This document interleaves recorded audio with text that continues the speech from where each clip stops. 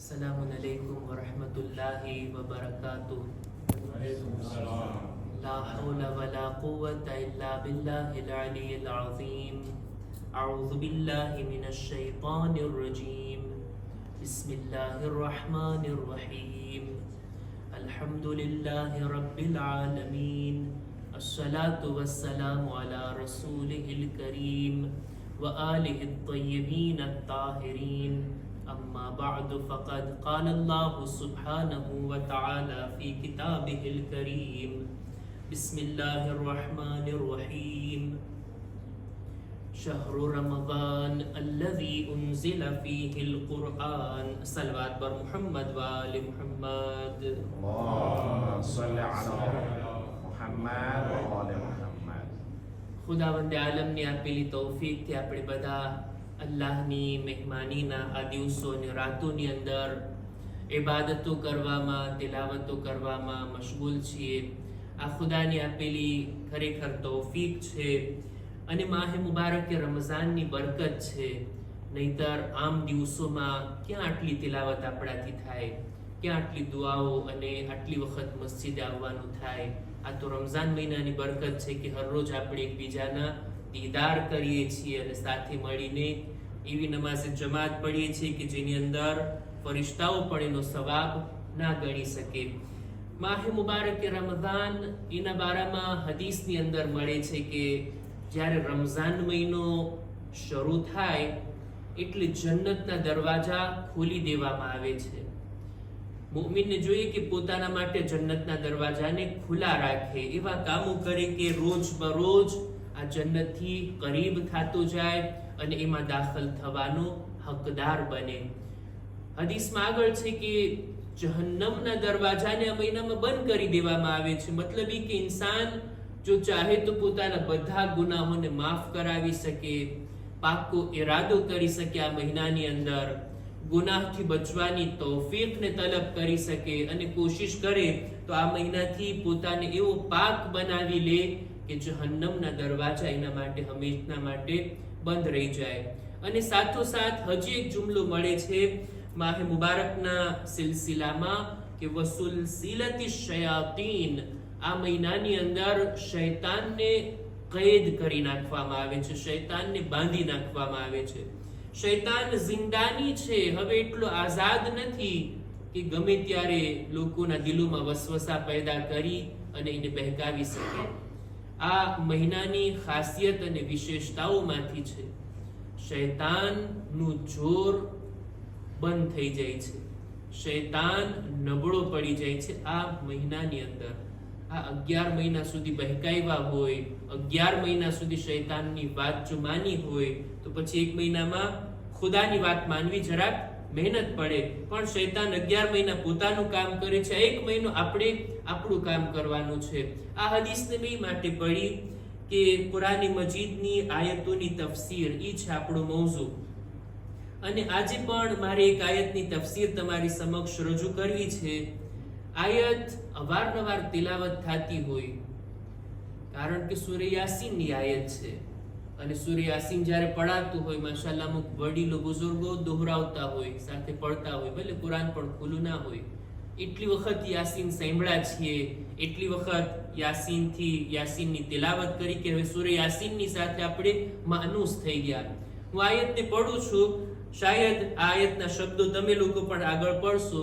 ખુદાવંદે આલમ સૂરે યાસીનની 61 અને 62મી આયતમાં ફરમાવે છે કે અલમ અહદ ઇલૈકુમ યા બની આદમ અલ્લા તઅબુદુશ શૈતાન ઇન્નહુ લકુમ અદુવ્વુમ મુબીન વનિዕબુદૂની હાઝા સિરાતુમ મુસ્તકીમ. માશાઅલ્લાહ યાદ છે બધાને. એક સલવાત પર મુહમ્મદ વ આલિ મુહમ્મદ. અલ્લાहुम्मा સલ્લિ અલા મુહમ્મદ વ આલિ મુહમ્મદ. આયત તો આપણને યાદ છે, જોઈએ એનો તર્જુમો શું છે. આ આયતની અંદર ખુદા શું સંદેશો આપે છે અને શું પૈગામ આપે છે આપણા માટે. અને આ દિવસોની અંદર આપણે અર્ઝ કર્યા માહે મુબારકે રમઝાન કુરાની મજીદનો મહિનો અને હક છે કુરાન મજીદનો કે આ મહિનામાં એની વધારે તિલાવત થાય અને વધારે કુરાનથી આપણે નજદીક થઈએ. કુરાનની આયતો પડવાની સાથોસાથ સમજવું, એને ચર્ચામાં લાવવું, આ આયતનો તર્જુમો, આ આયતનો મફહૂમ, આ આયતનો પૈગામ જો હું સમજી લઉં અને મારા દિલમાં ઉતરી જાય તો જાણે એમ કે કુરાનની આ આયત આજે મારા દિલમાં નાઝિલ થઈ. 1400 વર્ષ પહેલા આ કુરાન રસૂલે ખુદા ઉપર નાઝિલ થયું હતું, પણ જિંદગીમાં મેં કેટલી આયતોને મારા દિલ પર ઉતરવા દીધી. આ રમઝાન મહિનો બહેતરીન મોકો છે, બહેતરીન ફુરસત છે કે આપણે એક એક આયતોને લઈએ, એની ઉપર ચર્ચા કરીએ અને આ તિલાવત અને ચર્ચાની સાથોસાથ એને અમલમાં ઉતારવું ને એ મકસદ છે કુરાનનો નાઝિલ થવાનો. આપણે કુરાન મજીદની આજે 61 અને 62મી આયત સૂરે યાસીનની એના ઉપર જરાક ચર્ચા કરવી છે. અને આ આયત છે શૈતાનના બારામાં. શૈતાન ઈ જાત છે કે જેનાથી કોઈ અજાણ નથી, બધાને બહેકાવે છે. આપણા બાબા આદમની ના મૂક્યા તો પછી શું આપણો પીછો મૂકવાનો છે? બધાની પાછળ પડેલો છે. એટલે જ શૈતાનની મારિફત, શૈતાનની ઓળખ, આ હદીસનો શબ્દ છે. શૈતાનની મારિફત, જેમ ખુદાની મારિફતની જરૂર છે ને એમ શૈતાનની મારિફતની જરૂર છે. શૈતાનને પણ ઓળખીએ. હત્તા આપણા ઉલમા ઇલ્મે તફસીરની અંદર એક ચર્ચા કરી છે દુશ્મન શિનાસી, દુશ્મનની ઓળખ. માણસને જોઈએ કે પોતાના દુશ્મનને ઓળખે. મારો દુશ્મન છે કોણ, એની સિફતો શું છે, એ કેટલો જોરાતો છે, એ કેટલું મને નુકસાન પહોંચાડી શકે એટલી તાકાત રાખે છે. દુશ્મનની ઓળખ. દુશ્મનની ઓળખની જ્યારે વાત આવે, એ દુશ્મન કે જેને આપણે દુશ્મન સમજીએ છીએ એ અલગ છે, અને કુરાનમાં ખુદા જેને આપણું દુશ્મન ગણાવે ને એ અલગ છે. મારો દુશ્મન મારી બાજુમાં બેઠેલો મુમિન ભાઈ નથી, મારો દુશ્મન મારો ફેમિલી મેમ્બર નથી, મારો દુશ્મન મારો પાડોશી કે મારો કોમનો માણસ નથી. આપણે એને ખોટી રીતના દુશ્મન સમજીને બેઠા છીએ. ના, જરાક ગેરસમજ દૂર થાય, જરાક આપણી મિસઅન્ડરસ્ટેન્ડિંગ જે થઈ ગઈ છે આપસમાં એ દૂર થઈ જાય તો એ આપણા દોસ્ત નથી, આપણા ભાઈઓ છે, આપણા મુમિન ભાઈઓ છે. કેટલા હક એના મારી ઉપર છે ને મારા એની ઉપર છે. આપણો એક જ દુશ્મન છે જેને કુરાન કહે છે, જેને કુરાન ગણાવે છે. અને ઈ કોણ છે? આ આયતની અંદર બયાન થયું છે. અલમ આહદ ઇલૈકુમ યા બની આદમ, એ આદમની ઔલાદ, શું અમે તમારી સાથે વાયદો અને વચન નથી લીધા? ખુદાને આપણે એક વાયદો આપ્યા છે, એક વચન આપ્યા છે, અને ખુદા આપણા પાસેથી આ વાયદો લીધો છે. એ વાયદાને યાદ કરાવે છે કે શું? અલ્લાહ તઅબુદુ શૈતાન, કે તમે શૈતાનની ઇબાદત નહીં કરશો. શૈતાનની ઇબાદત એટલે શૈતાનની વાત માનવી, એના હુકમનું પાલન કરવું. જેમ જેમ શૈતાન કહેતો જાય, જેમ જેમ શૈતાન ઈશારા કરતો જાય, એમ એમ આગળ વધવું. આ થઈ એક રીતના શૈતાનની ઇબાદત. ખુદા સાથે આપણે વાયદો કર્યો છે કે શૈતાનની હરગીઝ આપણે ઇબાદત નહીં કરશું. ત્યારબાદ હવે શૈતાનની ઓળખ, ઇન્નહુ લકુમ અદુવ્વુમ મુબીન. શૈતાન તમારો દુશ્મન છે. ન ફક્ત દુશ્મન, અદુવ્વુમ મુબીન, ખુલ્લો દુશ્મન છે. શૈતાન ગમે તેવો હોય પણ મુનાફિક નથી, એ વાત પાકી. મુનાફિક એને કહેવાય કે જે જાહેરમાં દોસ્ત અને અંદરથી દુશ્મન હોય. શૈતાન આવો નથી. શૈતાન અંદરથી દુશ્મન છે ને બહારથી દુશ્મન છે. શૈતાનની દુશ્મની જાહેર છે, જગ જાહેર છે, એને કહેવાય મુબીન, આશકાર. શૈતાન તમારો ખુલ્લો દુશ્મન છે. ક્યારેય આપણી ભલાઈ નહીં ચાહે, ક્યારેય એ આપણને સીધા રસ્તા પર નહીં ટકવા દે, ક્યારેય સારા કામમાં આપણને આગળ નહીં વધવા દે. શૈતાન રજીમ છે ને, રજીમ એટલે ખુદાએ એને કાઢી મૂક્યો છે પોતાની બારગાહથી. લઈન છે ને, એના ઉપર લાનત થઈ છે. શૈતાન જહન્નમી છે ને, એને એકલા નથી જાવ જહન્નમમાં. ખુદાની બારગાહમાં એક ચેલેન્જ કરીને આવ્યો છે, ખુદાયા તારા વધુ પડતા બંદાઓને હું બહેકાવીશ. મારા વસવસાની ઝાડમાંથી કોઈ છટકીને નીકળવાનું નથી, સિવાય તારા મુખલસ બંદાઓ. સિવાય તારા નેક બંદાઓ, બાકી વધુ પડતાને એ ખુદા હું હિદાયતના રસ્તાથી બહેકાવીશ. ખુદા આપણને શૈતાનની ઓળખાણ કરાવે છે કે તમારો દુશ્મન છે. આપણે એને કેમ દુશ્મન નથી માનતા? દુશ્મન તો છે, દુશ્મન માનવો ને એ આપણી જવાબદારી છે. કોઈ પણ ખ્યાલ, કોઈ પણ એવો વિચાર આવે કે જે હિદાયત, દીન, ખુદાના હુકમથી વિરુદ્ધ હોય, માની લેવું એ કોના તરફથી છે? શૈતાન તરફથી છે. અને ઈ મારો દુશ્મન છે અને દુશ્મનની વાત મારે માનવાની નથી. ખુદા કહે છે અનિબુદુની, મારી ઇબાદત કરો ને. હાઝા સિરાતુન મુસ્તકીમ, આ મારી ઇબાદતનો રસ્તો અપનાવો ને, ઈ છે સિરાત મુસ્તકીમ. શૈતાનની ખાસિયતો, શૈતાનની સિફાત, શૈતાનના બહેકાવવાના તરીકા, આ બધા મૌઝૂ છે કુરાન મજીદની આયતોમાં. એક ફુરસત હોય ને તો ક્યારેક કુરાન મજીદની અંદર શૈતાને જે કામ કરે છે, શૈતાન જે રીતના બહેકાવે છે અને શૈતાનની જે રીતના ઓળખાણ કરાવવામાં આવી એના ઉપર વિગતવાર ચર્ચા કરવામાં આવે ને તો મારો જેવો નાનો તાલિબે ઇલ્મ પણ 10 મજલિસો તો પડી શકે. કુરાન મજીદની એટલી આયતોમાં આપણને આપણા આ દુશ્મનની ઓળખાણ કરાવવામાં આવી. ખરેખર વાંચતો તો કેટલી બધી વાતો શૈતાનના બારામાં કુરાને આપણને બતાવી છે. જો એને ધ્યાનમાં રાખીએ ને તો પછી શૈતાનની જાળમાંથી છટકવું, એના વસવસા અને બહેકાવવામાં ન આવવું આપણા માટે આસાન થઈ જાય. દાખલા તરીકે કુરાન મજીદમાં ખુદાવંદ આલમ એક જગ્યાએ કહે છે વલા તત્તબિઉ ખુતુવાતિશ શૈતાન, શૈતાનના પગલા ઉપર ના ચાલો. ઈ તમારી પાસે એક એક કદમ ધીમે ધીમે આવે છે બહેકાવવા માટે. શૈતાનની વાત કે જે એક એક કદમ આપણને બહેકાવે છે ને એની પાછળ ના ચાલો અને એની પૈરવી ના કરો, એને અનુસરણ ના કરો. શૈતાન ક્યારે એક વખત આવી નથી બહેકાવી દેતો, એ ધીમે ધીમે આવે છે. એક એક કદમ આપણાથી નજદીક થાય, ધીમે ધીમે એ ક્યાં ને ક્યાં લઈ જતો હોય. ગુમરાહી એક દિવસમાં નથી આવતી, બગાડો એક દિવસમાં નથી થતું, એ ધીમે ધીમે બગાડે છે. એ ધીમે ધીમે ઇન્સાનને મુનહરીફ કરે છે અને લઈ જાય છે આડે રસ્તે. શૈતાનના અમુક હરબા, શૈતાનની અમુક ટ્રીક અને અમુક એની બહેકાવવાની રીત ખુદ શૈતાન પોતે બયાન કરે છે જ્યારે નબીઓની ખિદમતમાં આવતો. અમુક હદીસોને મેં વાંચી ચાહું છું કે એને જ અત્યારે આ મુખ્તસર દર્સમાં બયાન કરીને હું મારી વાતને પૂરી કરું. નબી નૂહની ખિદમતમાં આવે છે શૈતાન અને આવીને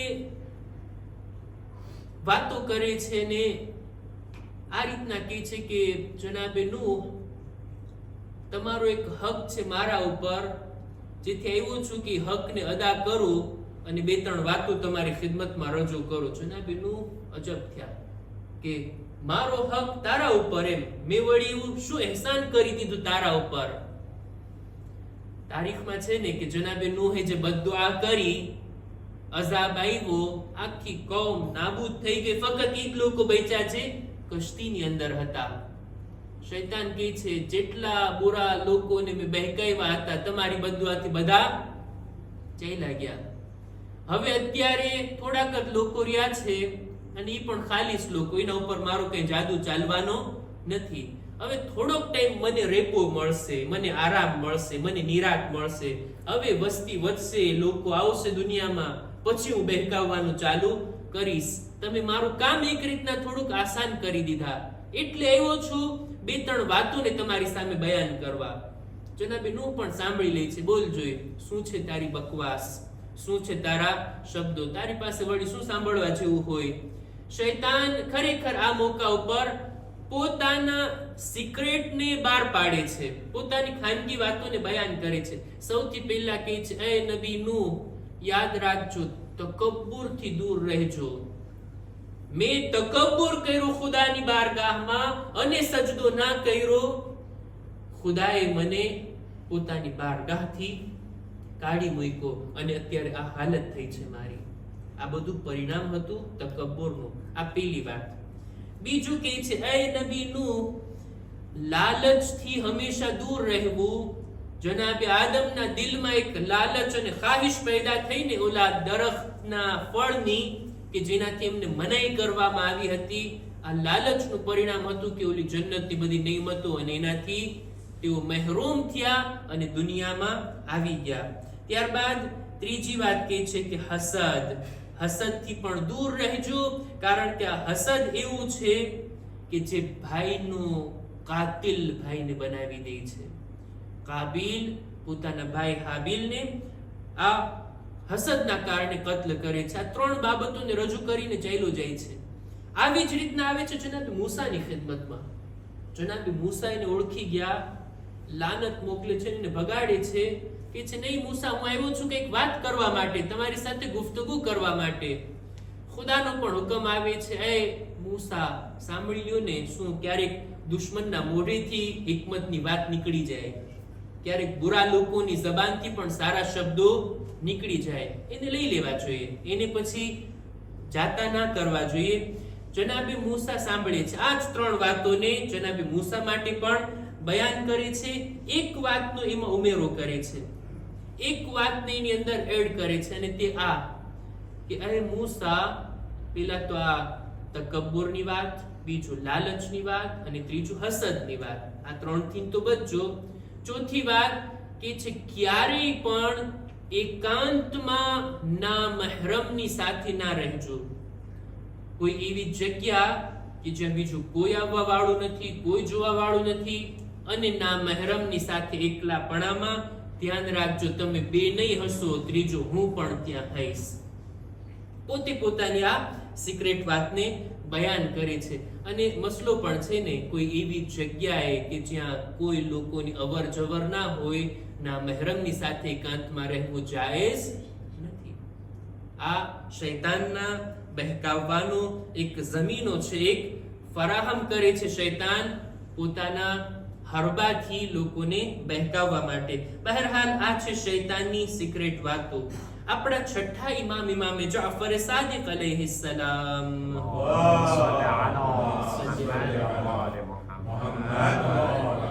એમની એક હદીસને પણ બયાન કરું. છઠ્ઠા ઇમામ બયાન કરે છે કે ઇબ્લીસે આ વાતને બયાન કરી, એટલે ઇબ્લીસની આ પોતાની વાત છે, જેને છઠ્ઠા ઇમામ પોતાની riwayatમાં બયાન કરે છે.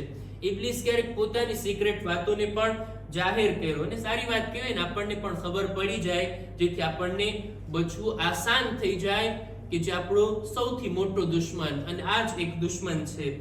છઠ્ઠા ઇમામ કહે છે, ઇબ્લીસ પોતે કહે છે કે 5 લોકો એવા છે કે જેને હું નથી બહેકાવી શકતો, મારા વસવસાનો અસર એના ઉપર નથી થતો. હું ગમે તેટલી કોશિશ કરું, ગમે તેટલા ફંદા એના ગળામાં નાખું, ગમે તેટલી જાળ બિછાવું, પણ આ લોકો મારા હાથમાં આવવા વાળા નથી. કયા છે 5 લોકો? સૌથી પહેલું, મન ઇતસમા બિલ્લાહ અન નિયતિન સાદિકા વત્તકલ અલૈહિ ફી જમીઇ ઉમુરે. સૌથી પહેલા તો એ લોકો કે જેઓ અલ્લાહ પર ભરપૂર ભરોસો રાખતા હોય, ખુદા ઉપર તવક્કુલ કરનાર, અને ખુદાને સાચી એક સલવાત પર મુહમ્મદ વાલે મુહમ્મદ અલ્લાહુમ્મા સલ્લી અલા મુહમ્મદ વ આલે મુહમ્મદ. જરાક તવજ્જો આપશો અહીંયા મારા તરફ. હમણાં જ આ હદીસને હું પૂરી કરું છું. ફરી એકવાર બાવાઝે બુલંદ સલવાત અલ્લાહુમ્મા સલ્લી અલા મુહમ્મદ વ આલે મુહમ્મદ. છઠ્ઠા ઇમામ ફરમાવે છે કે શૈતાને કીધું કે 5 લોકો ઉપર મારા વસવસાનો અસર નથી થતો. પહેલા એ લોકો છે કે જેઓ અલ્લાહના ઉપર ભરપૂર તવક્કુલ અને ભરોસો રાખતા હોય, અને સાચા દિલથી ખુદાને પુકારતા હોય. આ લોકો પર મારો વસવસો અસર નથી કરતો. બીજું, વમન કસુરા તસ્બીહુહુ ફી લૈલિહી વ નહારે. બીજા એ લોકો કે જેઓ દિવસ અને રાત ખુદાની તસ્બીહ કરતા હોય, zikr ખુદા કરતા હોય, દિવસના પણ અને રાતના પણ.